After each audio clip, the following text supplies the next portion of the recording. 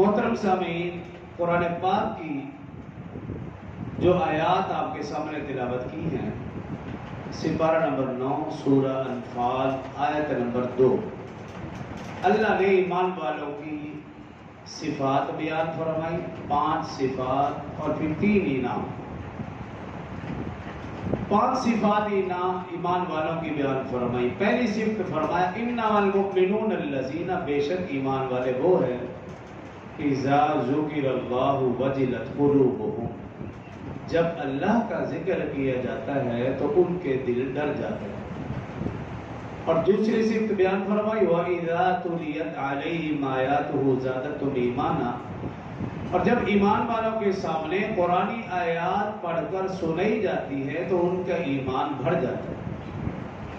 तीसरी सिफत बयान फरमाई व अला रब्बिहिम यतवक्कलून, ईमान वाले वो है जो अपने रब पर काबिल यकीन और भरोसा रखते हैं। चौथी सिफत बयान फरमाई अल्लज़ीना युक़ीमूनस्सलाह, वो नमाज कायम करते हैं।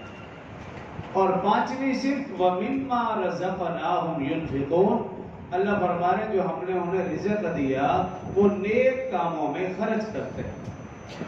ये 5 सिफात ईमान वालों की अल्लाह ने सिपारा नंबर 9 सूरह अनफाल आयत नंबर 2 में बयान फरमाई।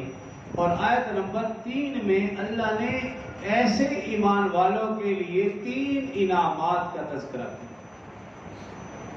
पहले फरमाया उलाइका हुमुल मुमिनून हक़्क़ा, यही पक्के सच्चे मोमिन हैं जिनके अंदर ये 5 सिफात पाई हैं। यही सही मानों में ईमान वाले हैं। जिनके अंदर ये 5 सिफात नहीं पाई जा रही वो पक्के ईमान वाले नहीं हैं, उनका ईमान कमजोर है। उलाइका हुमुल मुमिनून हक़्क़ा, फरमाया ये 5 सिफात वाले पक्के सच्चे मोमिन। और ऐसे लोगों के लिए 3 इनामात। पहला इनाम फरमाया लहुम दरजातुन इंद रब्बिहिम, उनके लिए उनके रब के यहाँ बुलंद दर्जे हैं। व मग़फ़िरतुन, दूसरा इनाम फरमाया और बख्शिश है।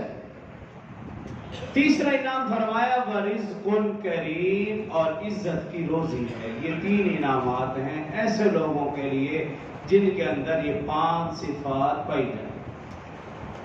तो अल्लाह ताला हमारे अंदर भी ये 5 सिफात पैदा करने की तौफीक अता फरमाए। आमीन। तो इन 5 सिफात में से एक सिफत है व अला रब्बिहिम यतवक्कलून, तवक्कुल करना, अल्लाह की ज़ात पर काबिल यकीन और भरोसा।